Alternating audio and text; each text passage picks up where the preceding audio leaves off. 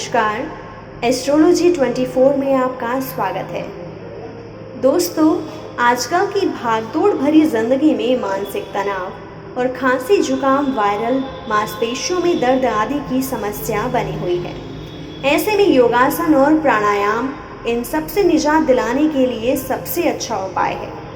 साथ ही यह आपके शरीर की रोग प्रतिरोधक क्षमता को बढ़ाता है ताकि आप बीमारियों से लड़ सकें। इन दिनों दुनिया भर में जो महामारी फैली है उससे निपटने के लिए अभी तक कोई कारगर इलाज सामने नहीं आ पाया है। वहीं इस महामारी से बचने के लिए डॉक्टर्स योगासन और प्राणायाम करने की सलाह दे रहे हैं। भारतीय परंपरा के अंतर्गत योगासन आता है और योग के 8 अंगों में से चौथा अंग प्राणायाम है। प्राणायाम 2 शब्दों से मिलकर बना है, प्राण और आयाम। प्राण का मतलब जीवात्मा और आयाम का मतलब रोकना या विस्तार करना है। प्राणायाम श्वास विश्वास की एक तकनीक है जिसके द्वारा हम अपने प्राणों का विस्तार करते हैं। प्राणायाम का उद्देश्य शरीर में व्याप्त प्राण शक्ति को उत्प्रेरित, संचारित, नियंत्रित और संतुलित करना है। दर्शकों, आप घर पर रहकर योगासन और प्राणायाम दोनों ही कर सकते हैं। जहां योगासन आपको शारीरिक रूप से स्वस्थ रखेगा, वहीं प्राणायाम आपको मानसिक रूप से। आइए जानते हैं कैसे करें प्राणायाम। आज हम आपको कुछ ऐसे प्राणायाम बताएंगे जिनको करने से शरीर की रोग प्रतिरोधक क्षमता बढ़ जाती है, जैसे भस्त्रिका, कपालभाति, अनुलोम विलोम, भ्रामरी, ओमकार प्राणायाम आदि। आपको बता दें कि किसी भी प्राणायाम को करने के लिए आप सुखासन, पद्मासन और सिद्धासन में बैठ सकते हैं। प्राणायाम के लिए सुझाव। प्राणायाम करते वक्त बाहरी आवाज़ों को सुनकर अपने मन को ना भटकाएं। प्राणायाम के लिए सुबह का समय सबसे उचित माना जाता है। प्राणायाम करते वक्त सुखासन, पद्मासन और सिद्धासन में बैठना अच्छा होता है। प्राणायाम करते वक्त चेहरे पर मुस्कान बनाकर रखें। प्राणायाम करने के लिए स्वच्छ और शुद्ध वातावरण होना जरूरी है। पूर्व दिशा की ओर मुख करके प्राणायाम करना लाभकारी होगा। खाली पेट और सूर्योदय से पहले प्राणायाम करना चाहिए। भस्त्रिका प्राणायाम। भस्त्रिका का मतलब होता है धुंकनी, क्योंकि इस प्राणायाम में लगातार तेजी से बलपूर्वक सांस ली जाती है और छोड़ी जाती है। इसको करने के लिए सबसे पहले पद्मासन में बैठ जाएं, फिर पूरे शरीर को शिथिल कर लें। अब दाईं नाक को बंद करें और धीरे धीरे बाईं नाक से श्वास लें और बलपूर्वक दाईं नाक से सांस छोड़ें।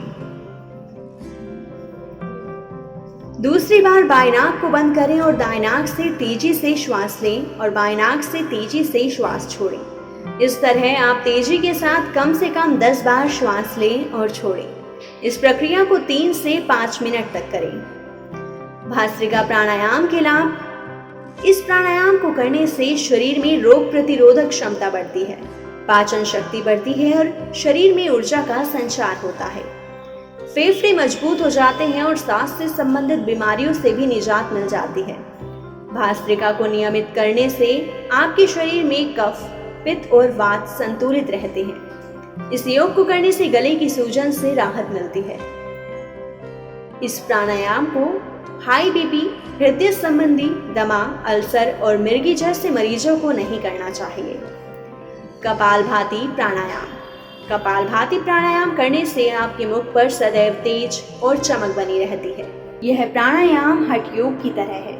नियमित इस योग को करने से कुंडलिनी जागृत हो जाती है। इस प्राणायाम में बलपूर्वक तेजी से श्वास को छोड़ना पड़ता है। इसको करने के लिए सबसे पहले सिद्धासन में बैठ जाएं। अब आंखें बंद करें और पेट को अंदर करते हुए धीरे धीरे श्वास अंदर लें और फिर झटके से नाक के साथ श्वास बाहर छोड़ें। इस प्रक्रिया को कम से कम 10 बार दोहराएं। इस आसन को करने के बाद ध्यान की मुद्रा में बैठें। कपालभाति प्राणायाम के लाभ। कपालभाति करने से माथे और चेहरे पर तेज आ जाता है। इस प्राणायाम को करने से फेफड़ों और थायराइड संबंधित विकार भी दूर हो जाते हैं। इसको करने से मेटाबॉलिज्म और इम्यूनिटी सिस्टम मजबूत हो जाता है। कपालभाति से वात, पित्त और कफ संतुलित रहता है। इससे कब्ज, मोटापा, डायबिटीज जैसी बीमारियों से राहत मिलती है। अनुलोम विलोम प्राणायाम। यह प्राणायाम का सबसे महत्वपूर्ण आसन माना जाता है। इस प्राणायाम में दाईं नाक से श्वास लेने और बाईं नाक से श्वास निकालनी होती है। इसे नाड़ी शोधक प्राणायाम भी कहते हैं। इसको करने के लिए सबसे पहले सुखासन में बैठ जाएं। फिर अपने दाएं हाथ के अंगूठे से दाईं नाक को बंद करें और बाईं नाक से श्वास अंदर की ओर लें। अब बाएं हाथ के अंगूठे से बाईं नाक को बंद कर दें। उसके बाद दाएं नाक के अंगूठे को हटाएं और दाएं नाक से श्वास छोड़ें। फिर दूसरी बार अपने बाएं हाथ के अंगूठे से बाएं नाक को बंद करें और दाएं नाक से श्वास अंदर की ओर लें। अब दाएं हाथ के अंगूठे से दाएं नाक को बंद कर दें। उसके बाद बाएं नाक के अंगूठे को हटाएं और बाएं नाक से श्वास छोड़ें। इस प्रक्रिया को कम से कम 10 से 15 मिनट तक दोहराएं। इस आसन को करने के बाद ध्यान की मुद्रा में बैठ जाएं। अनुलोम विलोम प्राणायाम के लाभ। इस प्राणायाम को करने से अवसाद, तनाव और अनिद्रा को कम होता है। अनुलोम विलोम को करने से शरीर में प्रतिरोधक क्षमता बढ़ती है। इस योग को करने से वात, पित्त और कफ संतुलित रहता है। भ्रामरी प्राणायाम। यह प्राणायाम क्रोध, चिंता और निराश से मुक्ति दिलाता है। इसको करने से माइग्रेन और साइनोसाइटिस जैसी बीमारियों से जल्द आराम मिल जाता है। इस प्राणायाम को करने के लिए सबसे सुखासन में बैठा जाता है। फिर आंखें बंद कर लें। इस प्राणायाम को करने के लिए सबसे पहले सुखासन में बैठ जाएं। फिर आंखें बंद कर लें और शरीर को शिथिल छोड़ दें। इसके बाद दोनों हाथों की तर्जनी उंगली से कानों को बंद कर दें। अब लंबी गहरी श्वास लें और श्वास छोड़ते हुए धीरे से उपास्थि को दबाएं। उपास्थि कान की हड्डी होती है। आप उपास्थि को दबाकर रखें और मुंह बंद करके नीचे सुर से ओम की आवाज निकालें। दोबारा गहरी श्वास लें और इस प्रक्रिया को 10 बार दोहराएं। भ्रामरी प्राणायाम को करने से तनाव, क्रोध और अवसाद जैसे बीमारी से निजात मिलता है। इस योग को करने से मन शांत रहता है और एकाग्रता आती है। ओमकार प्राणायाम। यह प्राणायाम की सबसे सरल प्रक्रिया है, जिसे मेडिटेशन के रूप में भी जाना जाता है। इस प्राणायाम में ओमकार का जाप किया जाता है। इसको करने से तनाव, अवसाद, घबराहट आदि से मुक्ति मिलती है। इसको करने के लिए सबसे पहले पूर्व दिशा की ओर मुख करके सुखासन में बैठ जाएं। फिर आंखें बंद करें और शरीर को शिथिल छोड़ दें। दोनों हाथों की तर्जनी को दोनों हाथों के अंगूठे से जोड़ लें। अब सामान्य गति से श्वास लें और ओम मंत्रोच्चार के साथ श्वास को बाहर छोड़ें। इस प्रक्रिया में सामान्य सांस लेनी होती है।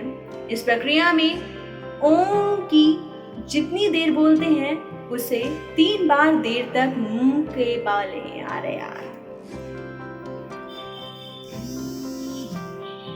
इस प्रक्रिया में ओम को जितनी बार बोलते हैं उससे 3 बार देर तक म को बोलें। इस प्रक्रिया को 10 बार करें। ओमकार प्राणायाम के लाभ। इसको करने से शरीर में इम्यूनिटी बढ़ने के साथ साथ सकारात्मक ऊर्जा का संचार भी होता है।